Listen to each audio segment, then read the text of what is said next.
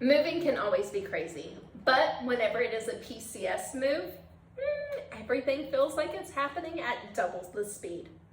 You've got to manage those timelines, the when, where, and how, and don't even get me started on all of the emotions that hit all at once. Then, in the middle of it all, you've kind of got the home sale process, complete with the often dreaded home inspection. But here's the thing. A home inspection doesn't have to be scary. In fact, it's kind of a normal part of selling a home. And if you approach it with the right mindset and preparation, you can handle it like a pro. In today's video, we're going to be diving in how to handle a home inspection when selling your home for your PCS move. From preparing your home to navigating the results and negotiating repairs, I'm going to walk you through every step of the process. Because by the end, I want you to feel confident and ready to tackle this inspection with ease. Before we dive in, please make sure that you like this video, subscribe to my channel, and hit that notification bell. I share weekly tips to help military families navigate the real estate and PCS moves with confidence, and I would love for you to join this amazing community. Let's get started.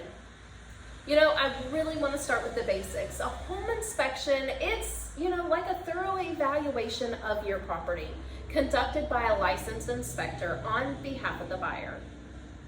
It typically happens shortly after the buyer's offer is accepted, but before the closing process begins. The inspector's job, they want to make sure that they identify any problems or potential issues with the home's structure. They kind of want to go through any of the systems, and they want to tell you the overall condition of the property. One of the things, or I should say several of the things, that the buyer is going to use this report for is that, one, they're going to use this report to confirm if the home is in good condition. The second thing that they're going to use this report for, I would say, is to decide whether or not if they even want to move forward with the purchase. And then three, I would say, potentially if you guys are going to negotiate any repairs or price adjustments. Now, for sellers, especially during a PCS, it is important to understand that inspections aren't personal. They're about the house. They're not about you. They're, the more prepared I feel that you are, the smoother this process is going to go. So step one, prepare your home for the inspection. A little preparation can go a long way in ensuring your home inspection goes as smoothly as possible. The goal is to make it easy for the inspector to do their job. If you're asking what can you do before the home inspection, you want to, clean and declutter. A tidy home not only makes a good impression, but it kind of also allows for the home inspector to access those key areas easily. You want to make sure that they have accessibility. Make sure that the inspector can reach the attic, any of those crawl spaces. The electrical panel, you want to make sure that that's available to them. The HVAC system, you want to make sure that they can get to that and any water heaters. Now, you can also replace any filters and bulbs. The daylight bulbs are really good to change all of your lights out to make it really light and bright in there. You want to make sure that you change your HVAC filters and replace any of those burnt out bulbs or things in your system as well, to show that you're maintaining the property. You want to make sure that you test all systems.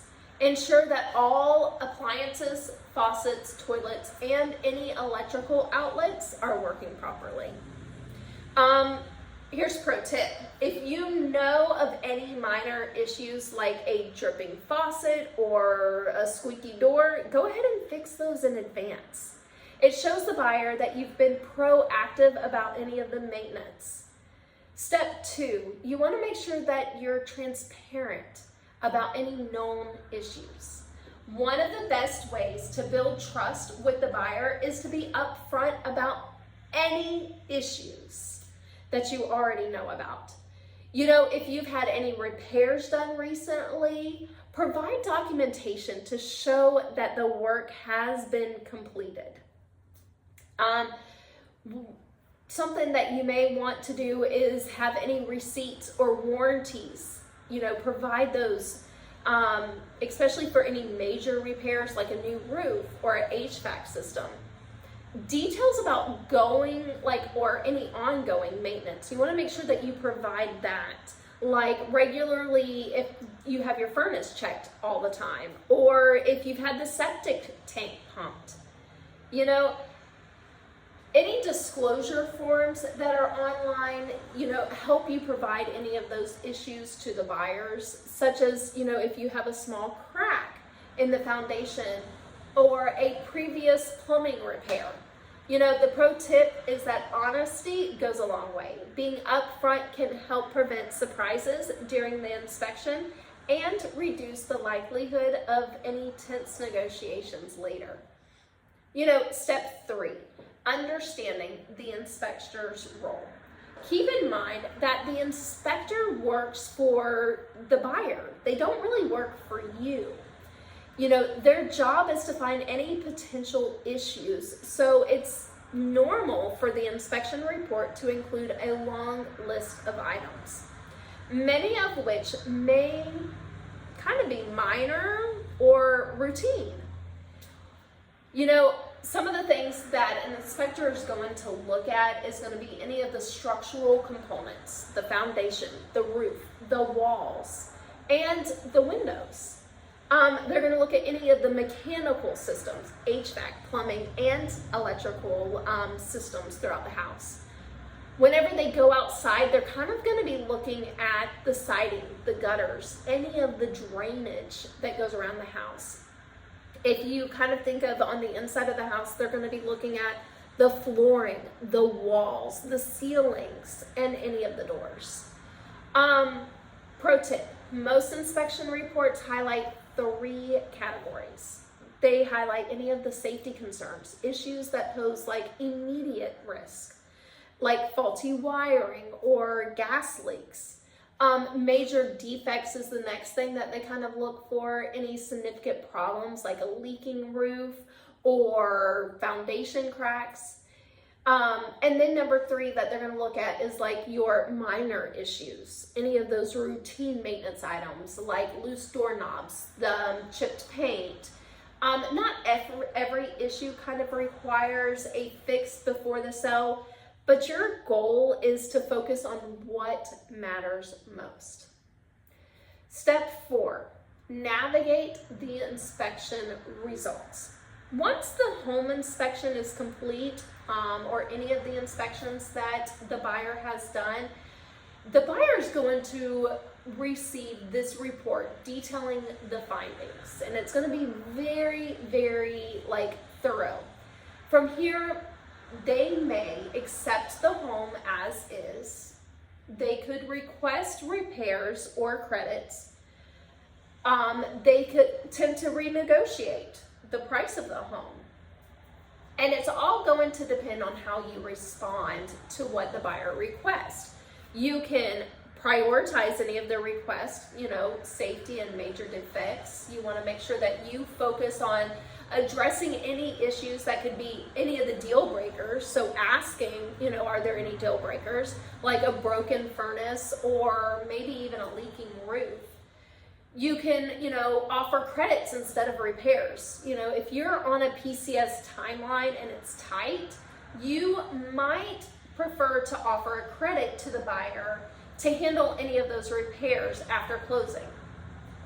Some of those can't be handled after closing if it's done with the appraiser. Those have to be done before. And then negotiation request, it's, if it's anything negotiable, to make sure that it doesn't push you back on that timeline. You can make sure that you can negotiate any of those demands. And then talk with your agent on how to help you navigate a fair compromise between the two.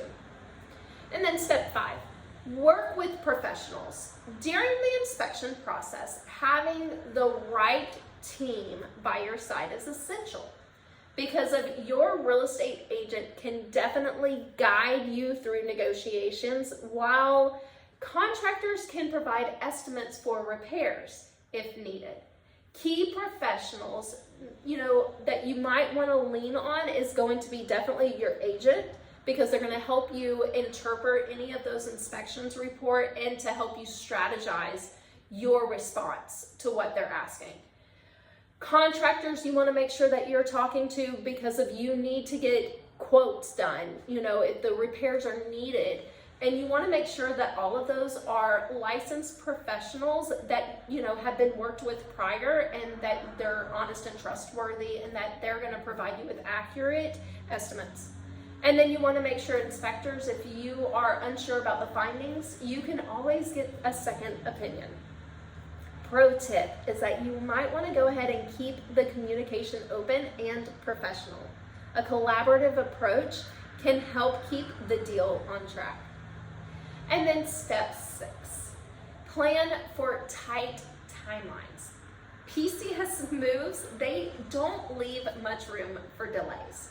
So it's important to stay proactive, during this whole home inspection process. And then how do you stay on schedule? Because if you want to make sure that you are addressing buyers' requests quickly to avoid delays in the closing timeline. If any of these repairs are needed, hire contracts that can complete the work efficiently. Use a pre-listing inspection, will help identify and fix any major issues before you even put it on the market. Another pro tip is a pre-listing inspection can save you time and so much stress by eliminating surprises during the buyer's inspection. Let's recap the key steps to how handling a home inspection during a PCS move. We've talked about preparing your home by cleaning, decluttering, and ensuring, that the inspector has access to all of the key areas. You want to make sure that you're transparent, any of the known issues, and sharing documentation for recent repairs. And then understanding the inspector's role and focusing on addressing safety concerns and major defects. And then another thing that we discussed was navigating the inspection results by prioritizing critical repairs and negotiating fairly.